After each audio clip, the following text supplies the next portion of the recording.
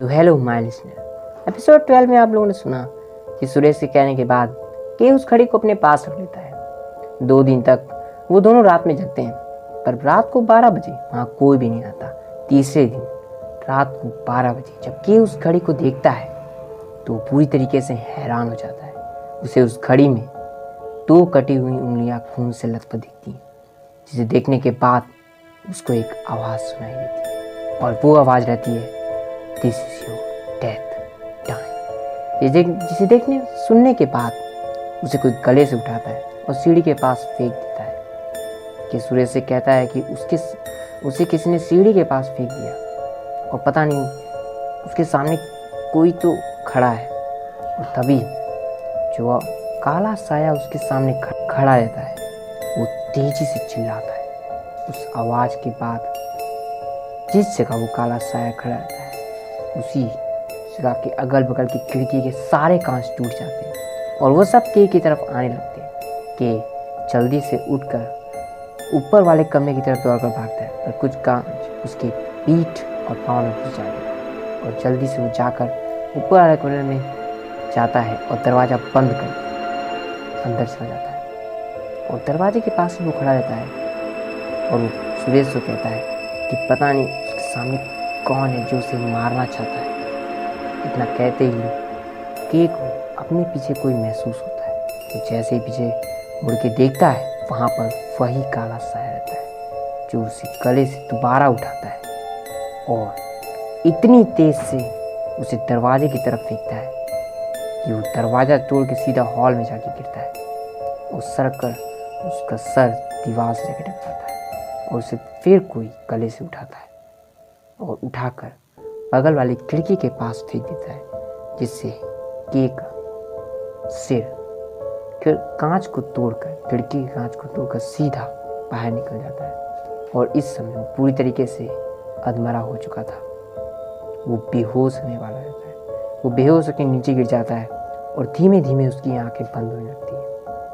वो काला साया उसके पास आता है कि तभी के सामने खिड़की से सूरज की रोशनी उसके ऊपर पड़ती है और वो काला साया वहाँ से गायब हो जाता है। सुरेश का जिस कमरे में रहता है उस कमरे का दरवाज़ा बंद हो जाता है और थोड़ी देर बाद उसका दरवाज़ा खुलता है और वो वहाँ से कमरे से निकल के नीचे के पास आता है और उसको हिलाता है और उसे कहता है के तुम ठीक हो, और उसको हॉस्पिटल पहुंचा देता है।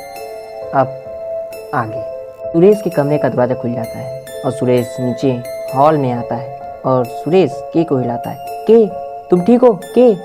और फिर सुरेश के को हॉस्पिटल में ले आता है और 3 दिन बाद के को होश आता है। के की आँख खुलती है और सुरेश कहता है अब कैसा महसूस हो रहा है। तब के कहता है अब थोड़ा ठीक लग रहा हूँ। फिर डॉक्टर कहते हैं अब ये पूरी तरीके से ठीक है, 2 दिन बाद हम इन्हें डिस्चार्ज कर देंगे। और 2 दिन बाद के को हॉस्पिटल से डिस्चार्ज कर दिया जाता है।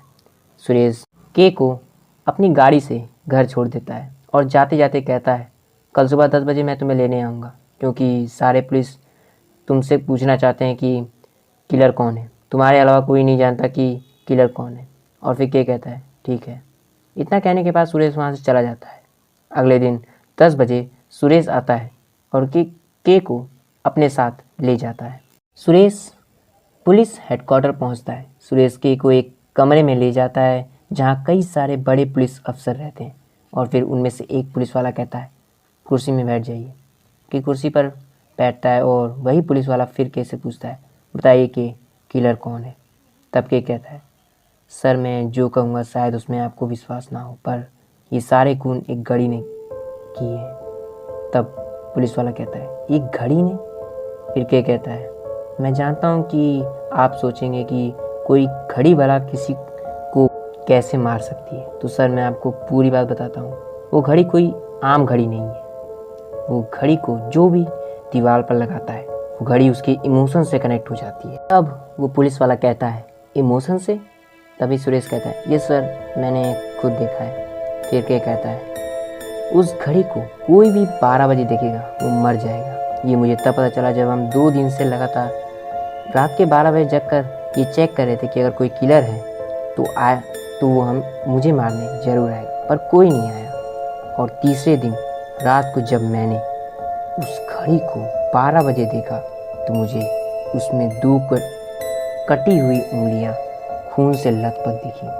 और उसके बाद मेरे पीछे से एक आवाज़ आई, this is your death time. और जैसे ही मैं पीछे मुड़ा मुझे दिखा एक डीमन जो मुझे मारना चाहता था। मैं उसके बाद कैसे बचा मैं नहीं जानता, शायद ये मेरी किस्मत थी कि मैं बच पाया। तभी सुरेश कहता है, सर हमने उसकी रिकॉर्डिंग की थी, उसमें भी हमें एक काला साया दिखा था। सुरेश उन लोगों को रिकॉर्डिंग दिखाता है। रिकॉर्डिंग में वही डीमन जैसे ही पीछे मुड़ता है और उसकी लाल आँख दिखती है, वो वीडियो बंद हो जाता है। तो सुरेश कहता है, सर इसके बाद वहाँ के सारे कैमरा बंद हो गए, पर इसके बाद जो हुआ उसकी हमारे पास ऑडियो रिकॉर्डिंग है। सुरेश वहाँ पर अपना फ़ोन निकाल कर रखता है और उस आवाज़ को ऑन करता है। आवाज़ चलाने के 5 सेकंड बाद उस ऑडियो से उस डीमन की चिल्लाने की आवाज़ आती है। आवाज़ इतनी तेज रहती है कि सारे पुलिस वाले अपना कान बंद कर लेते हैं। तभी एक पुलिस वाले की नज़र बगल की खिड़की पर जाती है। इस आवाज़ के कारण खिड़की के कांचों में क्रैक के निशान आ गए थे और उनके पास रखे सारे कांच के गिलास टूट जाते हैं और थोड़ी देर बाद वो आवाज़ बंद हो जाती है और सारे पुलिस वाले अपने कान से हाथ हटा लेते हैं और के से पूछते हैं, आप इस वक्त वहाँ पर थे? तब के यहाँ पर सेल हराता है। फिर पुलिस वाले कहते हैं, तो बताइए हम क्या करें? फिर के कहता है, भले ही हम लोगों को बता दें कि जो भी इस घड़ी को रात के 12 बजे देखेगा वो मर जाएगा, पर लोग कभी न कभी उस घड़ी को 12 बजे देख ही लेंगे। इसलिए हमें इस घड़ी को दूर एक म्यूज़ियम में रखवा देना होगा, जिससे कोई भी इस घड़ी को कभी भी रात के 12 बजे ना देख सके। और सब लोग को बता दीजिए कि वो घड़ी एक शापित घड़ी है। थोड़ी देर बाद पुलिस वाला एक रिपोर्टर को बुलाता है और उससे लाइव होने को कहता है। और फिर वो पुलिस वाला कहता है, जिन 6 लोगों की मौत इस महीने हुई है उनकी मौत एक घड़ी ने की है। आपको लग रहा होगा कि कोई घड़ी भला कैसे किसी की जान ले सकती है, पर जिन 6 लोगों की मौत हुई है उन सभी के घर ये घड़ी पाई गई है। मैं बता दूं कि ये घड़ी एक शापित घड़ी है। इस घड़ी के अंदर एक डीमन है, जो भी इस घड़ी को 12 बजे देखेगा वो मर जाएगा। अगर आपको विश्वास नहीं है तो मैं आपको इस डीमन की आवाज़ सुनाता हूँ। वो पुलिस वाला लोगों को वही ऑडियो सुनाता है।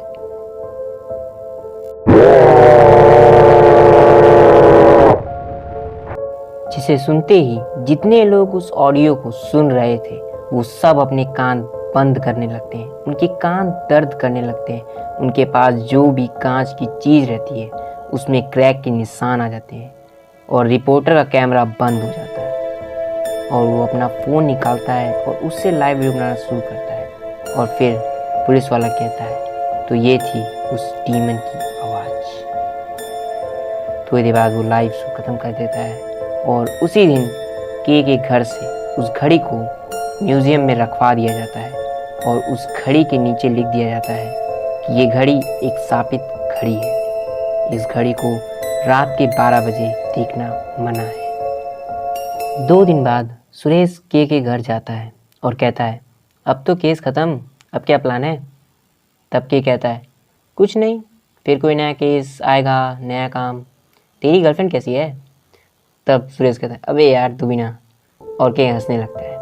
उसी वक्त उधर म्यूज़ियम के बाहर खड़े गार्ड को म्यूज़ियम के अंदर से आवाज़ आती है।